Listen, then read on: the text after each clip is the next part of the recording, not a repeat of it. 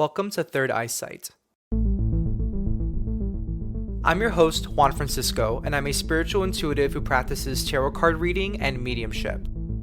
I've always been super curious about the supernatural and paranormal, and I'm here to share my stories and interview folks who want to share their own stories. Let's get to it. Happy episode day. I know that's really cheesy, but I feel like if I say happy Monday, which is when the episode usually goes up, someone may not be listening to this on a Monday, so I'd rather just say happy episode day. So, happy episode day. I am going to talk today about self-esteem and confidence, which is something that I struggle with as I develop and put myself out there as an intuitive worker, tarot card reader, and medium. So, let's get a little real. A little bit of a background. If you're listening to this for the first time ever, I started developing my mediumship abilities in October 2021, which is, I'm coming up to my 1-year anniversary of that, so to speak. And I joined a mediumship circle and very quickly realized there's something going on here. I can actually channel the souls of someone's departed loved ones. And I thought, well, what do I do with this? So I just keep practicing it in spirit circle. Do I do something with it? Do I become like a medium out in the psychic market? What do I do? Do I commercialize it? Do I post about it? I don't know what to do. And I think that starting this podcast, Third Eyesight, was a way of, number one, coping with that uncertainty of what do I do with this? I want to share how amazing this experience is and let other people know this is possible and that the supernatural, that stuff is real and it happens, number one. Oh, that's a big number one. All that it packed into number one. And number two, I want people to get comfortable or feel empowered to feel comfortable talking about these things, that they do happen, that they're possible. So fast forward now, that was October 2021 when I started the podcast, when I started developing my mediumship. Maybe it was September when I started developing my mediumship. Today, now it is August 2022, and I, by this point, have put myself out there as a tarot card reader for people to book appointments with and to pay for. And that's something I felt more confident in doing, putting myself out there for tarot card readings, because I had been practicing tarot cards before I even realized I could be a medium. So that was difficult to put myself out there as a tarot card reader. Like, should I be making money off of this? I don't know. What if I don't get things right? And then I did it, and it was fine. And then over time, I started putting up a mediumship booking page, and I still have it to this day. And people can book readings with me to channel departed loved ones or to channel spirit guides. Just a mediumship reading. For pay as you wish. There's a suggested price, but people can really pay as they wish. And I make it pay as you wish or with a suggested price because I feel like I'm still developing. But I have some peers who tell me you need to start setting a price because you're ready. And I'm like, I don't know. And therein lies the premise of this episode. When to feel ready to put yourself out there as a spiritual, intuitive worker. Unfortunately, there are so many scammers out there, so many people that take advantage of people who consume psychic readings and this type of content. And some of those people are actually psychic. There are people who are actually psychic. I believe this. There are people who are psychic who pretty much take advantage of that ability, and they use it to prioritize the money they make over the healing people receive. And because people like that exist in this realm of things, I feel like, and I'll say from my personal perspective, it places me on guard as I put myself out there, because what if people think I'm a scam? This one person, it's only happened once when someone has posted on one or commented on one of my Instagram posts that you're a scammer and you're doing horrible things. I'm paraphrasing what they said, but they call me a scammer. And I don't blame them. I don't blame them for messaging that. I shared a very straightforward reply with them about like, well, this is all a scam, the spiritual stuff. I think they were more saying that the spiritual stuff, the belief system is a scam, not so much the psychic readings. I'm actually forgetting, but I sent a reply that was kind but extremely straightforward. And at the same time, I can understand why they would comment something like that because there are a lot of people who take advantage. I can't tell you how many times in the recent past I've gotten messages of, can I give you a reading? Can I give you a reading? I felt called to you. Can I give you a reading? Someone messaged me yesterday. Hello, dear. How are you? And I just go, very well, thank you. Left it at that. The next, I'm giving my followers a discounted reading, and I literally replied, I don't follow you, with the prayer hands. Just to add some kindness to it. I don't follow you. Prayer hand.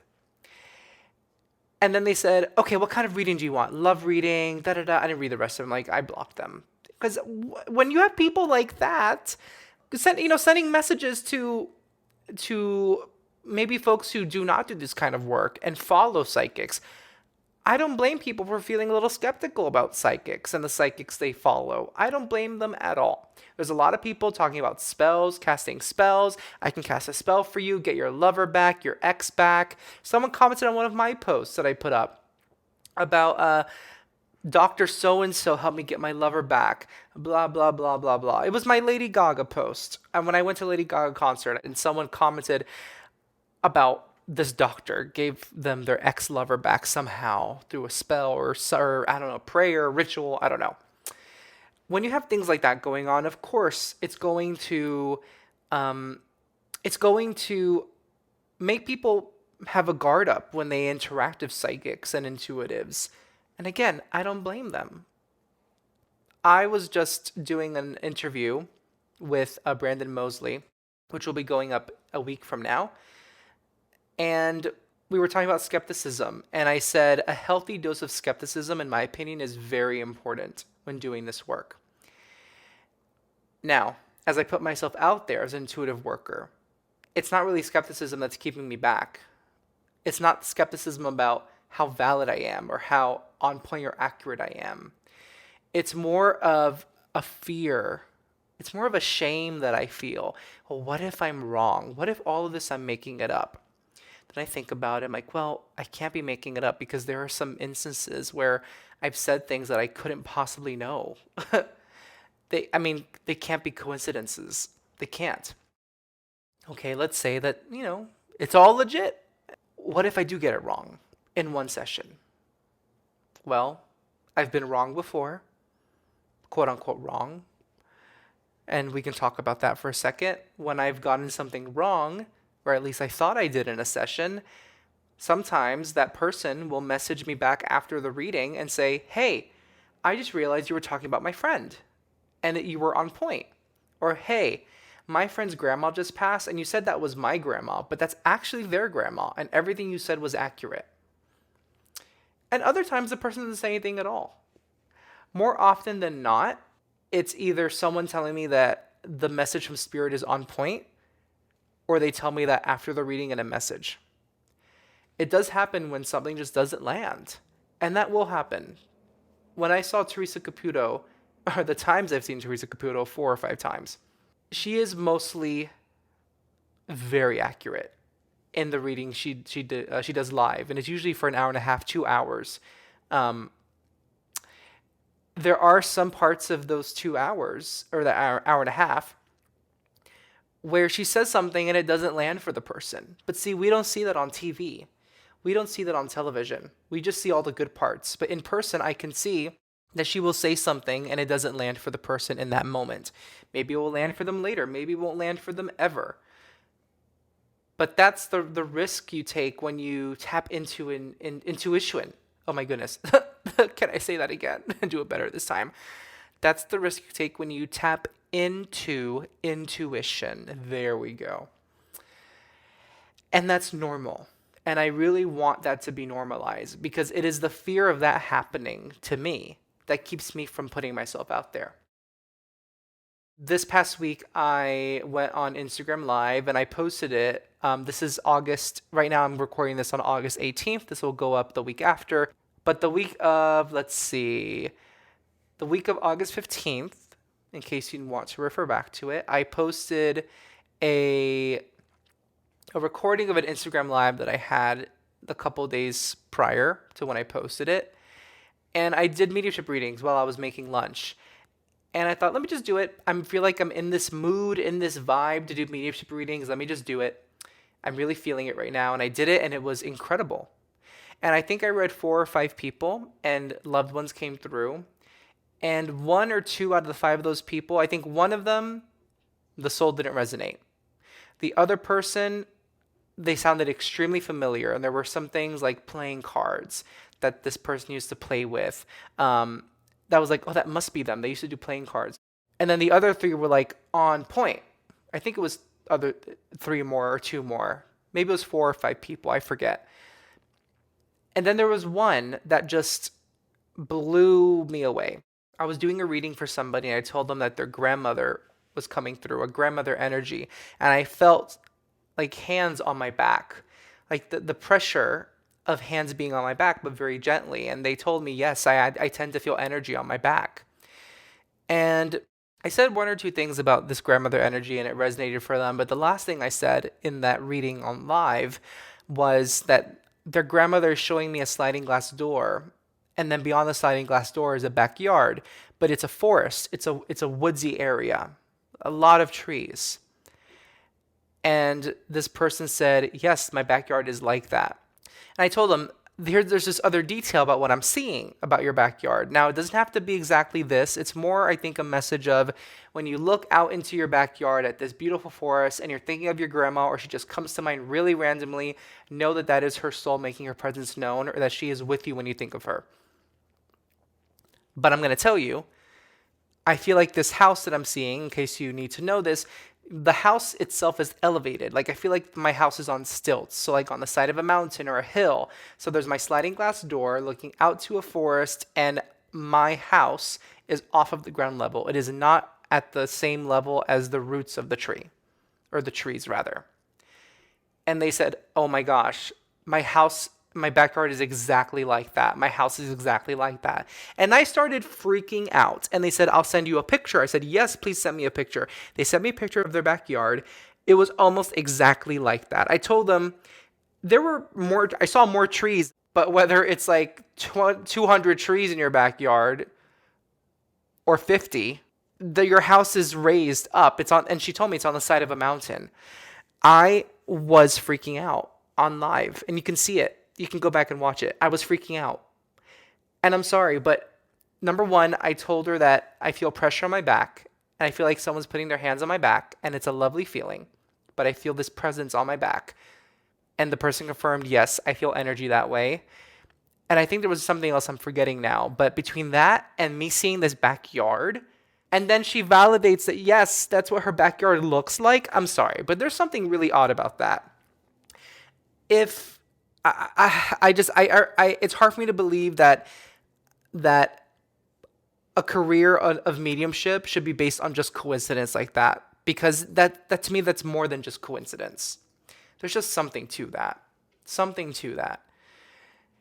And it's a moment like that that makes me feel like I should do this more often, and I should be putting myself out there as a medium. But I'm just not feeling ready to charge people a full price. And I know it's odd. This may seem very unorthodox for me to share my thought process about how I commercialize. I hate to use that word, or market, but I mean, that's the reality of it. How to make my intuitive work a business. It may seem unorthodox for me to reveal my thought process with you, the listener. But I'm sorry. I am a big proponent for let's get real, let's get transparent, because the fact of the matter is psychics are making money, period, because they need to make a living. Some of them, that is their only source of income. For others, like myself, it is an additional form of income. I have a full-time job, which is also a reason I'm like, well, I have a full-time job, 9 to 5. I don't need to make extra money. I would like to, because it would support some parts of my life, and it would also, forget supporting parts of my life because my full-time job supports my food, my home, my water, my electricity, my heater, my clothes that I buy. But I also need to respect my own time that I devote to people when I do readings with them. And yet there's this part of me that's like, but I don't know if I'm ready. I don't know if I'm that good yet. And please know that is very uncomfortable for me to share with you because I don't want people, well, I can't tell you what to do. This is not me, by me saying that, it's not asking you, the listener, or people on Instagram to be like, Juan, I heard you say that you're not good, or you think you're not that great enough to, charge, or whatever. Juan, you are so good. I am not fishing for compliments. I'm just trying to get real so you know. The goal of this episode is for you to know that I'm trying to be intentional in how ethical, or intentional with the ethical approach that I have to this work. Because there are so many people that just do one mediumship class for 7 hours and they start putting themselves out there and they charge $150. I haven't seen them, but I'm sure they exist and I've heard stories. I'll just say that. And there are people who have never done a class or have never practiced with other people. Like for me with tarot cards, I practice with friends before I put myself up on my website as a tarot card reader to book. And I did a few tarot card sessions with with other tarot card readers where we practice on each other. I feel comfortable with the practice I've done with that to put myself out there as a reader. With mediumship, it's another level of connecting where I'm connecting with someone who could be a departed loved one. It could be someone's mother, father, brother, sister, child, pet. I'm going down the whole family tree, grandparents, and it could be somebody that they were so close to. And for me to bring someone through and not do it justice, it would break my heart. But I also know my intention is good, that my intention is to do the very best that I can to not filter what spirit is coming through with and just relay the message. And when I say that, I think, well, that should be enough for me to put myself out there confidently as a medium. And yet I'm still in this place where I'm like, I need to practice some more. So why am I telling you this? I'll say it again. I want you to have an insider look, so to speak, on what it's like for me to contemplate the idea of putting myself out there as a medium for hire, to book an appointment with and pay for a session with. I really, really, really believe, it's my opinion, I'm not saying this should apply to everybody else out there who does mediumship, it's just my opinion, and I could be wrong, and people could disagree. It is my opinion and my belief that when we put ourselves out there as a medium, that we have to be especially careful and especially have a very special attention to ethics when we charge a certain price, or the way we promote ourselves and market ourselves or advertise, because this is heavy stuff. Or at least it can be heavy stuff. Sometimes it's very light and airy. Depends on who comes through and the message that has to be shared. But most of the times, it's very emotional stuff. And heavy doesn't necessarily have to really mean sad or angry. Heavy, just like, it's a very vulnerable thing to put yourself through as a medium, and especially vulnerable for the person hearing the messages from their loved ones or the person that they are hearing from. And for that reason, I really feel that when it comes to putting ourselves out there as mediums, especially for the first time the way I am, there has to be a special attention to ethics and being ethical and especially mindful of how we are treating the energy of our business. It's so important. And I feel like that's not talked about enough, and that's why I'm daring to be vulnerable. And listen, I don't really like it, but I know it's important, and that's why I want to do it. That's why I'm talking about this in this episode. That's what I have for you today, but before we go, I did something new. I literally just created it. I pay to create this podcast. I have purchased things to produce it, to record it, and to publish it. And as of now, I do pay for a subscription service that allows me to publish this to Spotify, Apple, Google, and some other channels. And I do that so that you don't hear ads. And I have no problem paying for that. And when it comes to the hardware that I use, I would like to get a new microphone. This microphone is giving me some issues, and I hope you're not sensing that in the recording. But I would like to update my microphone. So what I'm doing, and this, please know, I don't feel totally comfortable doing this, but I know that there are people that love this podcast a lot and would be comfortable donating something to support this podcast. I created a Buy Me a Coffee page, which is directly inspired by Hannah McIntyre of Mediumship Matters. She created one, and I thought it was a really great idea after a friend reminded me of that platform. So it took two people to maybe think, oh, maybe I should make one too. And it took me a while. But I created a Buy Me a Coffee page, and every donation on that page will go straight to paying for the subscription service to publish this podcast and or hardware and software to make this podcast possible, whether it's my microphone, maybe it's headphones. So please know I'm being really honest here, and I'm promising you that every penny that is dedicated to that page will go straight to making this podcast possible. I will not use it to buy a candy bar. I will not actually use it to buy coffee. I will not. I will not use it to save up some money to buy, I don't know, the next iPhone. Nope. Every dollar, every euro, whatever your currency is, will go straight to supporting this podcast, whether it's a subscription service for the podcast host that I use or the hardware and the software. So the URL address for that is buymeacoffee.com/Juan3rd and I will link that in the show notes or the episode description. And as always, please leave a review for this podcast if you enjoy it. If you have topics you want me to talk about, please DM me on Instagram or send me an email through my website, thirdeyesight.media. I have quite a few topics to talk about in the next few months, and I'm excited to talk about them. Just got to do some research first. But please always feel free to ask me questions you want to be answered on the podcast or give topic ideas that you want me to bring up for a future episode. With that, I leave you to a wonderful, beautiful day and be kind to yourself. Thanks.